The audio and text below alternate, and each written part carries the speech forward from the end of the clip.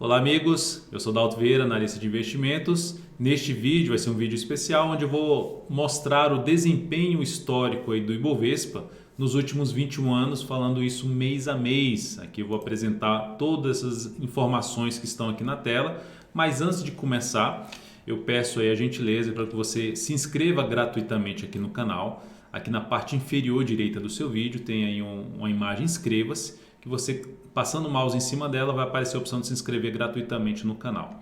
Para receber também as recomendações que eu envio no decorrer de cada pregão e também receber as carteiras de ações mensal, semanal, a carteira perspectiva e a exponencial respectivamente, logicamente também tem as informações relevantes durante cada pregão, basta clicar aqui no card que está aparecendo para você. Vamos ao que interessa, né? Então, esse vídeo eu vou falar sobre justamente o desempenho da nossa bolsa, guiado pelo Ibovespa, que é o nosso principal índice, é o índice que contempla aí as ações mais líquidas na bolsa, e o desempenho do Ibov mês a mês, considerando que qual período? Os últimos 21 anos, desde 1998, mais especificamente de abril de 1998 a março de 2019. Então, 21 anos aí, cada mês com 21 dados, ou seja, são 21 meses para janeiro, 21 meses para fevereiro, enfim, vai ter essa avaliação. Então, para que você possa ter uma ideia dessa estatística, eu vou colocar aqui na tela para você. Eu peguei o dado histórico, né, o desempenho percentual do Ibovespa mês a mês, desde lá de 1998, abril, até março de 2019, desempenho do Ibovespa mês a mês, organizado aqui em colunas, para que você possa visualizar aqui o desempenho. Quando está em vermelho, foi fechamento negativo, está em verde, fechamento positivo. Então aqui nós temos o desempenho de cada mês e eu vou falar qual é o desempenho específico de cada mês, porque a ideia desse vídeo, até o que me levantou a fazer toda essa estatística, é a questão do sell in May, go away, ou seja, o mês de maio sendo um mês geralmente um mês ruim. É mesmo um mês ruim? Aqui dá para se ver que pelo resultado aqui a gente vê muito mais meses com a cor vermelha, é um mês realmente pior do que os demais, mas quanto pior? Então vou falar sobre todos esses detalhes e qual o melhor mês em termos de desempenho, quais são os melhores meses da bolsa e quando fecha em alta, qual o desempenho médio. Vamos lá aqui no resumo e depois eu mostro a tabela novamente aqui com os dados estatísticos. Então, antes de mais nada, peço para você deixar seu like, seu joinha aqui nesse vídeo. Se ele estiver sendo útil para você de alguma forma, deixe seu joinha, deixe seu like. Compartilhe com alguém que você acredita que seja interessante obter essas informações estatísticas do Ibovespa sobre quais são os melhores meses, quais são os piores meses para se investir na bolsa. Isto é, considerando aí o histórico dos últimos 21 anos, não significa dizer que isso vai se repetir necessariamente para os próximos anos. Eu vou falar também sobre isso aqui na questão do disclaimer. Então, o resultado acumulado, somando todos os meses, somando aqui todos os meses, pegando aqui, somando o acumulado do mês de janeiro, o acumulado do mês de fevereiro, qual o melhor mês, qual o pior mês. Então aqui a gente pode ver que o melhor mês é o mês de novembro, foi o melhor mês nos últimos 21 anos, o desempenho mais 68%, ou seja, se eu só tivesse investido no mercado no mês de novembro, teria mais 68% só no mês de novembro. Só resolvesse investir no mercado de ações no Ibovespa, ou seja, numa carteira ligada ao Ibovespa, teria mais 68%. E o pior mês, mês de maio, menos 57,5%. Então, o mês de maio realmente é um mês, essa sell in May and go away, faz sentido, porque é o pior mês em termos de resultado, mas é o pior mês e mês disparado mesmo. Eu vou mostrar a tabela depois, o segundo pior mês, né? Então a gente vai visualizar isso aí na frente. E quais são os meses de destaque? De destaque em que sentido? Quantas vezes esse mês fechou positivo e quantas vezes fechou negativo? Ou seja, qual o mês que mais fechou positivo nos últimos 21 anos?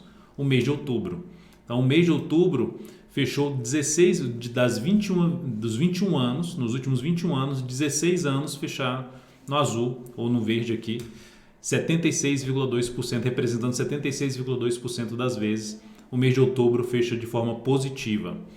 E o mês de maio foi o destaque, né? É o destaque negativo. Pelo contrário, fechou o quê? 16 dos 21 anos, 16 anos, o mês de maio fechou negativo em 76,2%, representando 76,2% das vezes. E, logicamente, esse resultado, esse desempenho negativo, gerou aqui um resultado bem negativo de 57,5% no acumulado. Qual o desempenho médio? O que é esse desempenho médio? Quando fecha em alta, ou seja, esses meses aqui, meses positivos é a quantidade de vezes que fechou positivo. Então aqui, outubro fechou 16 vezes positivo, mas dessas 16 vezes, com o acumulado que ele teve, dividindo um pelo outro, qual o desempenho médio de cada mês? Quando fecha positivo, fecha em média quantos por cento positivo? Então, o destaque é o mês de janeiro. O mês de janeiro, quando fechou positivo, em média ele apresentou 10,7% de valorização durante o mês de janeiro. E o mês pior foi o mês de setembro, ou seja, quando fechou negativo, fechou em média com queda de 10,8%. Então a gente vai ver todos esses dados aqui agora na tela. Deixa eu só passar mais um ponto importante. Na verdade eu vou pegar essa relação risco-ganho mais adiante, mas eu vou comentar esses 3 dados através da tabela de histórico que eu levantei aqui. Trazendo aqui um pouco mais para baixo, então a gente pode observar, primeiramente, a questão do desempenho lá, do acumulado. Qual o pior mês? Maio, 57,5% das vezes. Lembrando que esse acumulado é o somatório dessa variação aqui inteira até 1998, tá? Desde 2018 a 1998. Eu não coloquei o dado aqui de abril, que abril ainda não fechou o mês. E esse vídeo está sendo gerado agora dia 26 de abril. Enfim, vou publicar aí em breve no meu canal no YouTube, Dalton Vieira Invest. Lembre-se de se inscrever aqui no canal, recomendar, enfim, o canal para seus amigos. Então aqui a gente tem maio, 57,5%, pior mês, e o melhor mês foi o mês de novembro. O mês de outubro ficou muito perto em termos de resultado final, inclusive até em termos dos meses que fecharam positivo, somando só os meses que fecharam positivo foi 106,2%, somando só os meses que fecharam positivo em novembro, 103,3% foi o somatório geral. Então, o que a gente pode ter aqui? A primeira informação é a questão do acumulado, resultado acumulado. Depois, o desempenho, voltando aqui para a tela, o destaque, né? Quantidade de vezes que fechou negativo, quantidade de vezes que fechou positivo. Voltando para a tabela, então, quantas vezes fechou positivo? Outubro foi o destaque, 16 vezes fechou positivo, representando 76,2%. E em maio, maio, 16 vezes fechou negativo, apenas 5 vezes positivo. E aqui é apenas 5 vezes negativo o mês de outubro. Qual foi o destaque que eu mencionei, destaque de variação média quando fecha positivo? O mês de janeiro. O mês de janeiro teve um desempenho ruim no sentido de mais vezes fechou negativo do que positivo, só foram 9 vezes que fechou positivo e 12 vezes fechou negativo. Então nós tivemos aqui, quando fechou positivo, fechou bem, ou seja, em média subiu 10,7%, mas só foram 9 vezes dos 21 anos. Em 9 anos aconteceu fechamento positivo, só que no acumulado gerou aqui em média 10,7%. Já o mês de setembro, só tivemos 7, no mês de setembro nós tivemos apenas 7 meses negativos, só que em média isso representou 10,8% de queda nesses meses, ou seja, em média caiu 10,8% nesses meses que fecharam de forma negativa. Olhando agora para um ponto que eu vejo aqui importante para ser destacado no mês, em relação ao mês de setembro, que é essa questão que eu até coloquei aqui, que é a relação risco-ganho. Ou seja, setembro é um mês que fecha 14 vezes, ou 14 anos, fechou de forma positiva, representando em média um ganho de 5,1%. Mas quando fechou negativo, em 7 meses, representou uma perda de 10,8%. É aquela questão da relação risco-ganho. Se a gente olhar o resultado acumulado do mês de setembro, observe, a gente teve aqui negativo. Fechou, no final das contas, somando os últimos 21 anos, setembro fecharia negativo. Então, o que dá para se tirar disso aqui? Vamos supor que vocês aqui fossem operações, que em 21 operações você conseguiu acertar 14 delas, mas você errou em 7 delas. Só que quando você erra, se você erra e perde mais quando você erra, ou quando você ganha menos, ganha pouco, a conta no final das contas, essa conta tende a não fechar. Ou seja, você pode ter o inverso, que foi o caso do mês de janeiro. O mês de janeiro você teve 12 vezes, vamos supor que você, das 21 operações que você fez, você errou 12, mas você acertou 9. Então, se fosse só um 1 para 1, relação risco-ganho de 1 para 1, você fecharia negativo. Mas se quando você acertou 9, você acertou bem, ou seja, em média você ganhou 10,7% e quando você perdeu 5%, trazendo uma relação risco-ganho praticamente de 1 para 2. Ou seja, você tem um resultado positivo. Então, eu quero aproveitar esse vídeo para falar sobre essa questão da relação risco-ganho. É importante focar na questão da relação risco-ganho. Ou seja, quando der certo a operação, você buscar ter um ganho maior. E quando der errado, perder pouco. Não tem problema você ter uma taxa de acerto abaixo de 50%. Desde que você, quando ganha, você ganhe mais. Quando você perde, o resultado, a sua curva de capital, o crescimento do seu capital na bolsa, no mercado de renda variável, tende a ser para cima. Tá? E aí, voltando aqui falando sobre a questão do disclaimer, rentabilidade passada, que a gente vê demais, e isso é fato no mercado de renda variável, rentabilidade passada não é garantida rentabilidade futura, ou seja, esses dados que eu estou apresentando aqui para vocês não significa dizer que vai ter agora o mês de maio, por o mês de maio ser o pior mês, agora a gente vai entrar no mês de maio, dia 1º de maio, quarta-feira que vem é feriado, mas enfim, a gente na próxima semana entra no mês de maio, não significa dizer que o mês de maio vai fechar negativo. Esse resultado do mês de maio de 57,5% no acumulado dos 21 anos é basicamente, se a gente pegar aqui, ó, os últimos 9 anos foram os 9 anos negativos no mês de maio, consecutivos. Então a gente teve aqui, ó, na parte aqui, só isso aqui representa 57,08% somatório desses meses aqui, ou seja, o resultado que está aqui em cima basicamente foi nos últimos 9 anos, porque nos anos anteriores a gente teve aqui menos 0,46%. Então o resultado ruim veio aqui desse ponto. Então não significa dizer que porque teve 9 anos consecutivos, porque mês de maio é o pior mês, que vai continuar sendo o pior mês, ou seja, ele pode mudar. Só para você ter uma ideia, os melhores 3 meses da bolsa, tá aqui, ó, são os meses de outubro, novembro e dezembro. São os melhores desempenho aqui, ó, 68%, 66%, 56,8%. São os melhores meses da bolsa, historicamente, considerando os últimos 21 anos. São os melhores meses. Só que se você pegar o mês de dezembro, nos últimos 6 anos, vou colocar aqui, são 8 anos na realidade, nos últimos 8 anos, somente 2 fecharam positivos. Nos últimos 8 anos, no mês de dezembro, somente 2 fecharam positivos, em 2017 e em 2012. Tá? Então foram os anos que fecharam positivos, os meses que fecharam positivos, aqui na verdade os meses não, os anos que fecharam positivos no mês de dezembro, 2017 e 2012. O resto tudo negativo, mas quando fechou positivo teve um desempenho muito melhor e gerando aqui um resultado bem satisfatório no mês de dezembro. Então, os 3 melhores meses para a Bolsa, outubro, novembro e dezembro. E, curiosamente, o início do ano também é algo bem positivo para a Bolsa. 36,5, 48,7, 42,... Resultado acumulado foi bem positivo. Só que quando passa maio, entra maio em diante, já o resultado já não é muito bom. Até setembro, o resultado não é muito bom. É basicamente assim, vou investir na Bolsa de outubro a abril e de maio a setembro eu vou ficar de fora da Bolsa.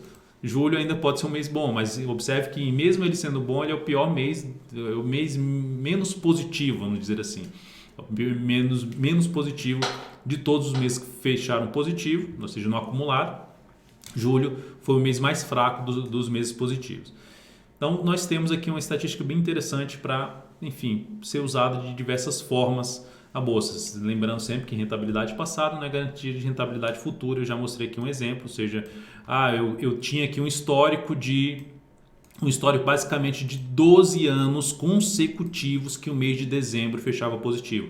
Aí eu peguei isso como referência, igual aqui, 9 anos consecutivos de fechando negativo em maio, e não, agora eu só vou, mês de dezembro já entro comprando. Se eu fizesse isso, o resultado não teria sido muito bom, teria sido negativo em 6,92%, somando todos esses anos para frente.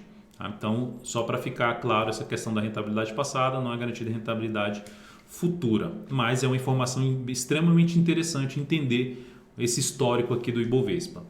Então, outro ponto a se destacar é a questão do resultado geral, ou seja, nesses 21 anos, o somatório do Ibovespa, sem considerar aqui o mês de abril, considerando justamente esse período aqui, o desempenho do Ibovespa foi de mais 292,9%, praticamente 293% de evolução.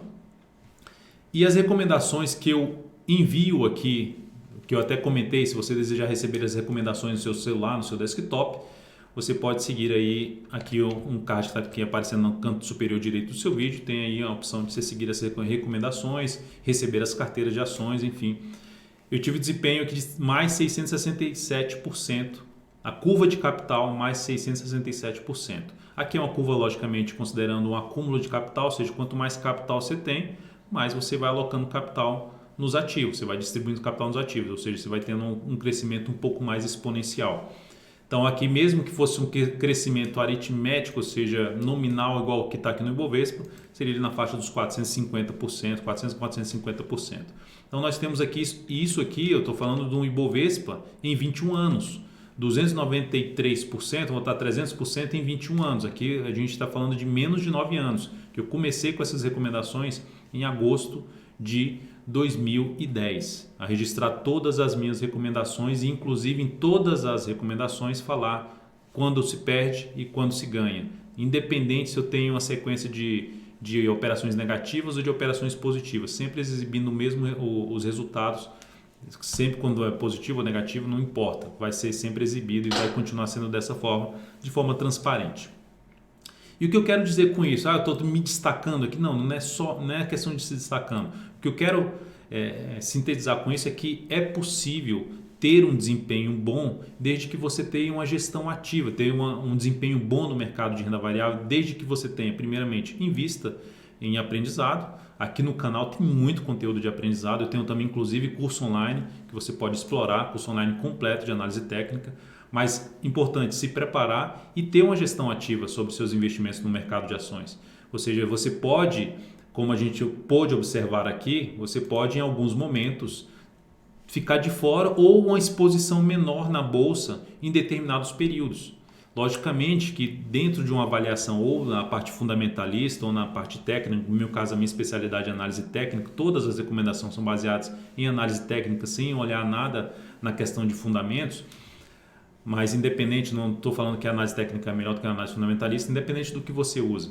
Mas é importante você sempre avaliar, mesmo que mensalmente, os seus investimentos para ver se realmente aquele ativo que você está é o melhor para continuar na sua carteira de investimentos. Ou seja, você pode, às vezes, potencializar esse resultado através de uma gestão ativa, conforme eu estou mostrando aqui. Inclusive eu tenho duas carteiras de ações, a carteira Perspectiva e a carteira Exponencial, que estão tendo um bom desempenho já acima do Ibovespa, ambas as carteiras de ações. Então, além das recomendações, agora eu também tenho um serviço de carteira de ações, uma mensal e uma semanal, revisadas justamente nessa periodicidade. Então é isso, amigos, espero que você tenha gostado desse vídeo, um vídeo especial aí sobre estatística para o Ibovespa nos últimos 21 anos.